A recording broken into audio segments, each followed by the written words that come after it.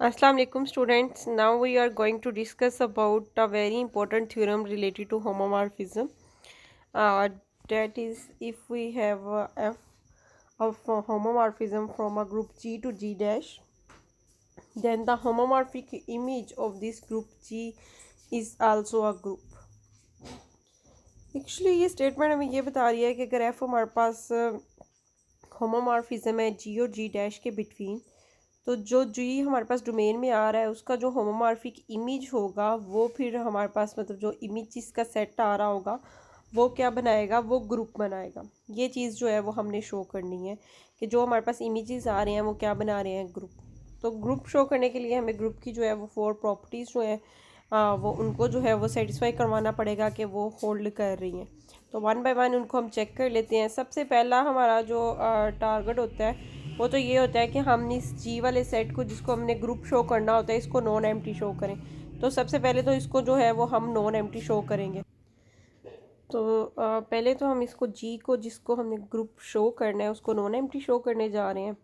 अब हमें पता है कि जो होमोमॉर्फिक इमेज अगर हम ग्रुप जी है इसकी आइडेंटिटी को अगर हम एफ, अगर ये होमोमॉर्फिज्म है तो एफ ऑफ ई जो इसकी आइडेंटिटी होती है ये जो हमारे पास जो कोड डोमेन में आ रहा है ग्रुप उसकी आइडेंटिटी पे जो है ये मैप करती है। ठीक है, first we show that F of G is non empty. और इसके लिए हमने क्या कहा कि अगर हम ई डैश में से एक एलिमेंट लेते हैं ई डैश, हमने एक एलिमेंट लिया जी डैश की जो आइडेंटिटी है, जी डैश वाला जो ग्रुप हम वो फंक्शन ले रहे हैं ना F G to G dash ले रहे हैं, तो जी डैश वाला जो ग्रुप है इसकी जो आइडेंटिटी है उसको हमने ई डैश कह दिया। तो ई जी वाले की जो आइडेंटिटी है उसको हम ई कह रहे हैं।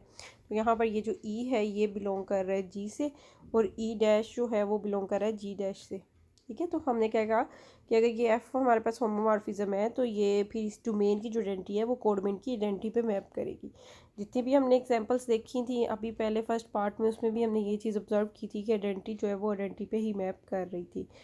अब हमने नॉन एम्प्टी तो शो कर दिया क्योंकि दोनों जो ग्रुप्स हैं तो दोनों में आइडेंटिटी तो मस्ट है। तो इस ग्रुप की जो जी वाले की ग्रुप की आइडेंटिटी है वो जी डैश वाले ग्रुप की आइडेंटिटी पे ज़रूर मैप करेगी। तो ये एक तो एलिमेंट मस्ट है कि ये होमोमॉर्फिक इमेज में जो है वो आइडेंटिटी ई डैश जो है वो तो मस्ट होगा। इट मीन्स कि ये नॉन एम्प्टी तो मस्ट है कि ये नॉन एम्प्टी होगा। अब नॉन एम्प्टी हमने देख लिया। अब नेक्स्ट हमारी जो कंडीशन है वो हमने क्लियर वाली प्रॉपर्टी जो है वो शो करवानी होती है कि वो होल्ड करती है हमारे पास। उसके लिए अब हमने जिस चीज़ को ग्रुप चेक करना है वो बेसिकली एफ हमारे पास फंक्शन हमने कहाँ से लिया, जी टू जी डैश। और ग्रुप हमने किसको शो करना है कि ये एफ ऑफ इस जी के जो इमेजेस आ रहे हैं, मतलब वो ये एफ ऑफ जी जब इस जी पे एफ अप्लाई कर देंगे तो वो बेसिकली जी डैश में ही एलिमेंट चल जाएगा ना। तो इन सेट ऑफ इमेजेस जो आ रहे हैं इन इमेजेस को हमने शो करना है कि ग्रुप है, मतलब एफ ऑफ जी को हमने ग्रुप शो करना है। तो फिर एफ ऑफ जी में से हम दो एलिमेंट जो है वो कंसीडर करेंगे।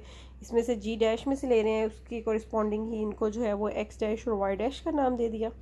ठीक है, अब एफ ऑफ जी डिफ़ाइन किस तरह से है, एफ ऑफ जी में इस तरह के जी डैश की फॉर्म के एलिमेंट होंगे सच डैट के F of G is equal to G dash. और यहाँ पर जी हम कहाँ से ले रहे हैं, इस ग्रुप जी में से।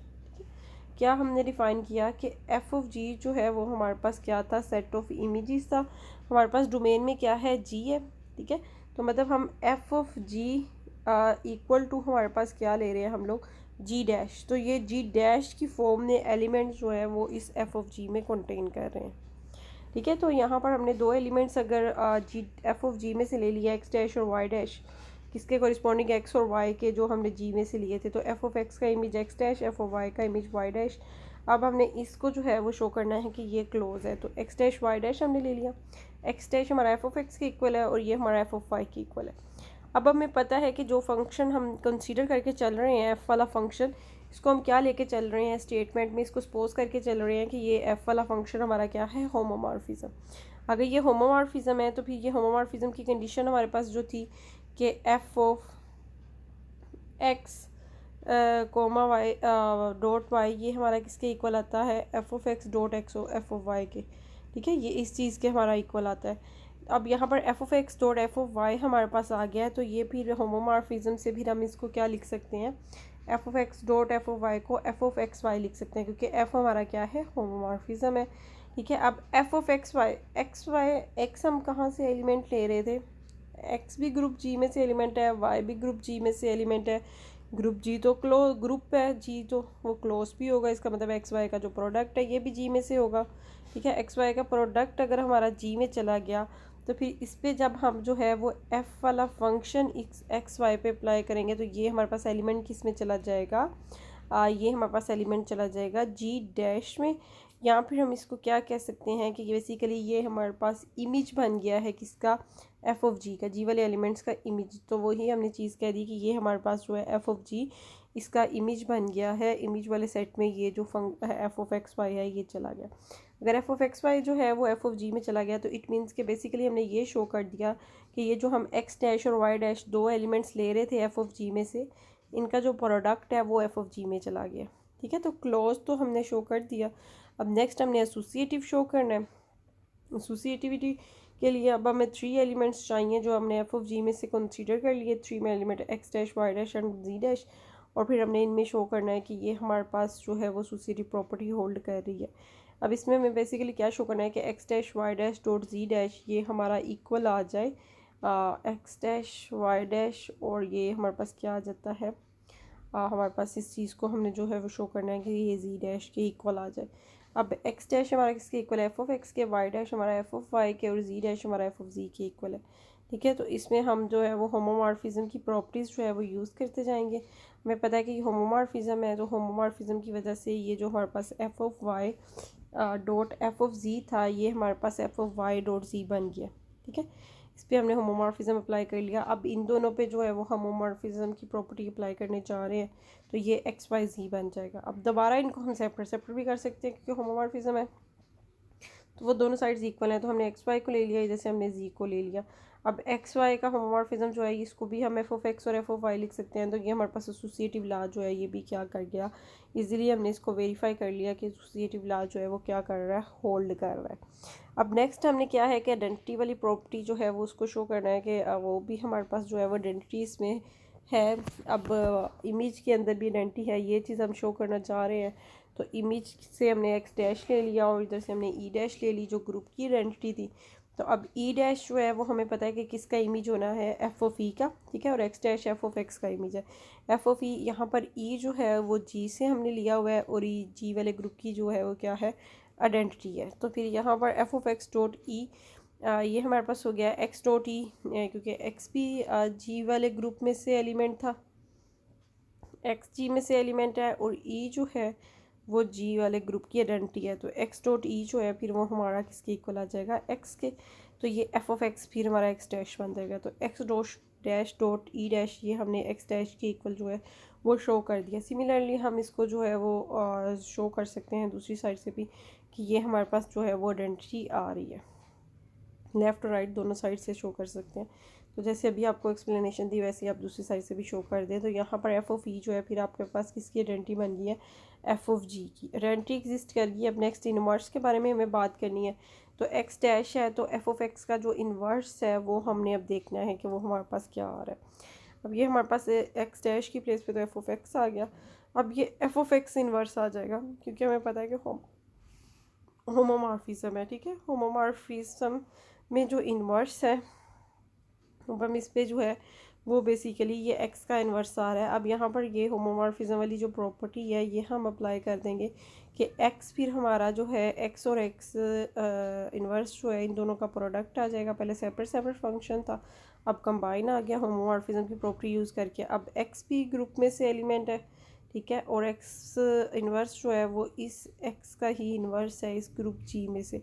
तो इन दोनों का जब हम प्रोडक्ट लेंगे तो हमारे पास आ जाएगा आइडेंटिटी। तो एफ ऑफ ई ही जो है वो हमारे पास आइडेंटिटी थी किसकी, ये हमारे पास किस में चला गया है, एफ ऑफ बेसिकली ये हमारे पास इस एफ ऑफ जी में ही चला गया। तो इन्वर्स भी उसके अंदर एग्जिस्ट कर गया। इसी तरह आप लेफ़्ट साइड से भी इन्वर्स शो कर सकते हैं।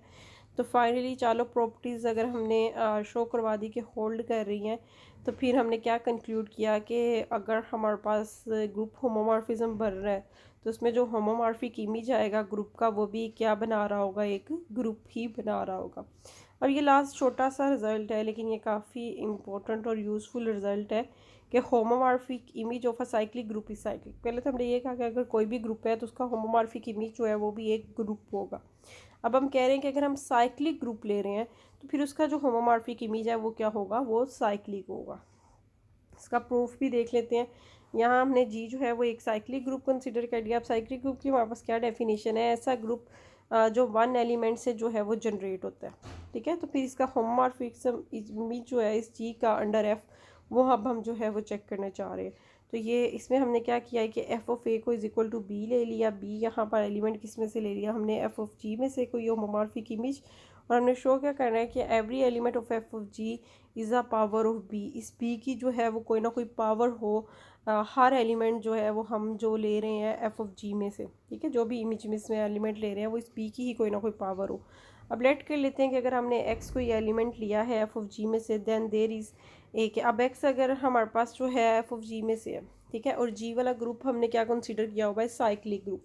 जी वाला ग्रुप अगर हमारे पास साइक्लिक ग्रुप है तो फिर वो ये जो एक्स है ये किसी ए, अगर हमने जी का जनरेटर लिया हुआ है, जी हमारे पास साइक्लिक है, ए जी का जनरेटर लिया हुआ है, तो ये ए की किसी पावर के इक्वली होगा ना। एक ये जो हम एक्स वाला ले रहे हैं ये ए की किसी पावर का ही इमेज होगा। एफ ऑफ ए के हमने ले लिया कि इस एक्स के लिए हमारे पास कोई ना कोई ए के ऐसा होगा जिसका इमेज जो है ये एक्स वाला एलिमेंट आ रहा है, अगर हम सेट ऑफ इमेजेस में से इसको ले रहे हैं, ठीक है, क्योंकि जी वाला ग्रुप हमारे पास साइक्लिक था और ए हमने उसका जनरेटर लिया है यहाँ पर।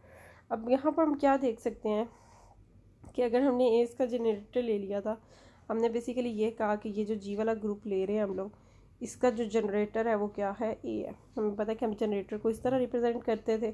और हमने कहा कि अगर हमने एक्स एक एलिमेंट लिया है किस में से, इमेजेस वाले में से, एफ ऑफ जी में से, ठीक है, तो ये जी में से एक एलिमेंट होगा जिसका ये एक्स इमेज होगा, तो उसको हमने कहा कि ए ऑफ के एक ऐसा एलिमेंट है जिस पे अगर हम एफ वाला फंक्शन अप्लाई करें तो हमारे पास एक्स वैल्यू आ जाती है, जो कि हमने किस में से ली हुई थी, एफ ऑफ जी में से।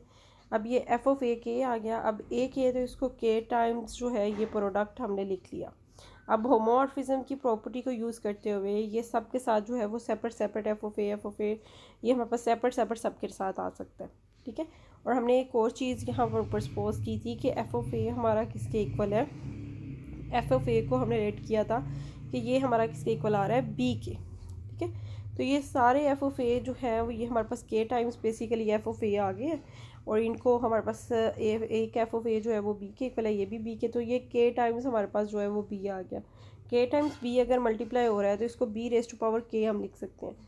यहाँ से बेसिकली हमने क्या शो कर दिया कि एक्स हमने कोई भी एक एलिमेंट कंसीडर किया था एफ ऑफ जी में से, आर्बिट्रेरी एलिमेंट, तो इसको एक सिंगल एलिमेंट की पावर में हमने एक्सप्रेस कर दिया। तो यहाँ से फिर बेसिकली ये शो हो गया कि जो एफ ऑफ जी वाला हमारे पास सेट था वो फिर एक ग्रुप जो था, पहले हमने इसको ग्रुप तो हम ऑलरेडी शो कर चुके हैं ना कि जो इमेजेस होते हैं होमोमॉर्फिक इमेज वो ग्रुप बनाते हैं, ये ग्रुप तो है, लेकिन यहाँ से हमने क्या शो कर दिया कि अब ये साइक्लिक ग्रुप है, ठीक है। और ये जनरेट किससे हो रहा है, बी से। जी का जनरेटर हमने लिया था ए, और जो जी एफ ऑफ जी है इसका अब हमारे पास जो जनरेटर है वो हमने क्या ले लिया कि ये हमारे पास जो है इस बी से जनरेट हो रहा है, इस बी की पावर से, ठीक है। तो ये हमारे पास रिक्वायर्ड रिजल्ट जो है वो प्रूव हो गया। फाइनली आज के लेक्चर की जो हमें कंक्लूजन पता चली है वो ये है कि अगर हम होमोमॉर्फिक इमेज लेते हैं किसी ग्रुप्स का तो वो हमारे पास जो होमोमॉर्फिक इमेज आता है, होमोमॉर्फिज्म तो हम दो ग्रुप्स के बिटवीन ही ले रहे हैं, लेकिन होमोमॉर्फिक इमेज जो है वो पहले हमें ये पता था कि वो एक सेट बनता है, अब हमें ये पता चल गया कि जो भी हमारा होमोमॉर्फिक इमेज होगा वो बेसिकली एक ग्रुप बना रहा होगा, ठीक है। और सेकंड थिंग हमें ये पता चली कि अगर हमारे पास वो जी वाला ग्रुप जिससे हम जो है जिसकी हेल्प से हम लोग होमोमॉर्फिज्म ले रहे हैं, F G to some group था, तो अगर वो जी वाला ग्रुप हमारे पास साइक्लिक है तो फिर जो उसका होमोमॉर्फिक इमेज होगा वो ग्रुप तो हम ऑलरेडी शो कर चुके हैं, फिर वो भी जो है वो क्या होगा, वो साइक्लिक ग्रुप होगा। तो ये हमने आज के लेक्चर में देखा।